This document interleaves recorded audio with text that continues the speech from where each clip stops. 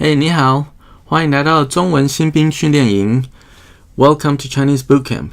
We're going to learn this character, 这 and it's a fourth tone, 这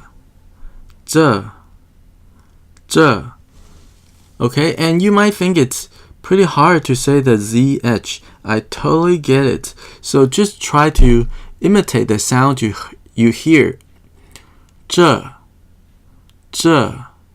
So the tip of your tongue is sort of, like on behind your top row of teeth.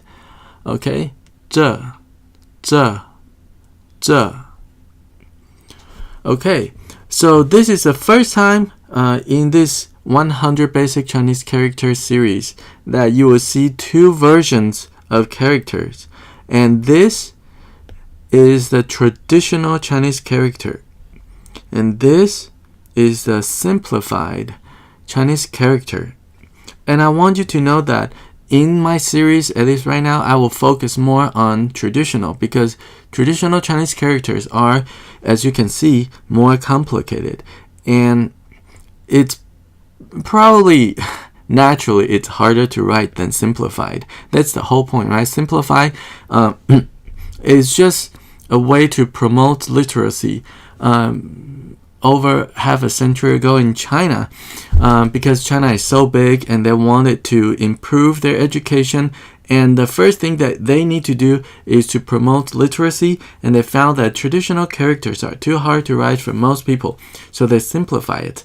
And since China is so big and you have way more people that use simplified characters than those who use traditional characters. So you might think that, simplified characters are the dominant characters, which is actually, well, it depends on how you look at it. So statistically right now, of course, you have more people that use simplified characters. But historically, traditional characters have been dominating Chinese cultural, historical stage, like throughout the past 5,000 years, people use traditional characters. And also, if you want to write calligraphy, even in China, they use simplified characters. But when it comes to art forms, traditional characters are still used.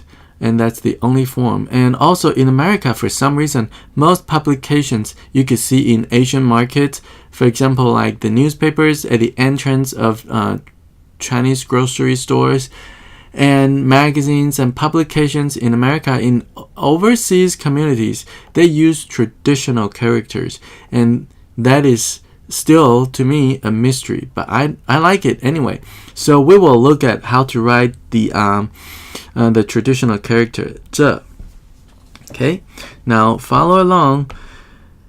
1 2 3 4 5 6 7 8 9 10 11 Okay, so this character is not as easy to write because there are more strokes, of course. But I want you to pay attention to the stroke order. We will write this part first and then cover this part or wrap this part with this radical. And those strokes has very delicate curves and turns, and that is something you need to practice, and we all need to practice. Even I practiced a lot when I was a kid. So the only way to make your handwriting beautiful is just to practice, to get a good control of these curves and turns, okay? And so you also see that some strokes are longer, some strokes are shorter. That's completely intentional because that's how the Chinese characters are constructed, and that's why they look beautiful, okay? So please don't ignore those lengths of strokes or the curves or the proportion of the different radicals or parts of the character, okay? Now let's do it one more time. 1 2 3 4 5 6 7 8 9 10 11 Or you could think of this whole thing as one stroke. That is fine too. Okay, let's try one more time. 1 2 3 4 5 6八九 You could do that too. Alright?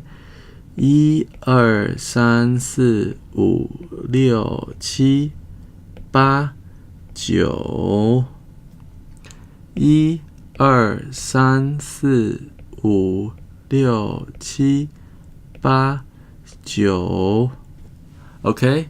这 And then I'll just show you how to write that in a simplified form.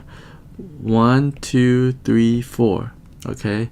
5 6 Okay.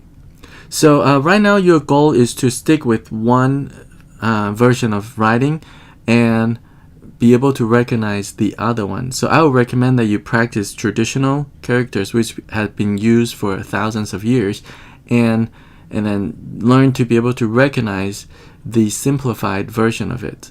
Okay? And so before you go, please make sure that you go to our facebook.com/Chinese Bootcamp and join us. And to learn more, go to udemy.com and search for Chinese Bootcamp. And I hope you enjoyed this video.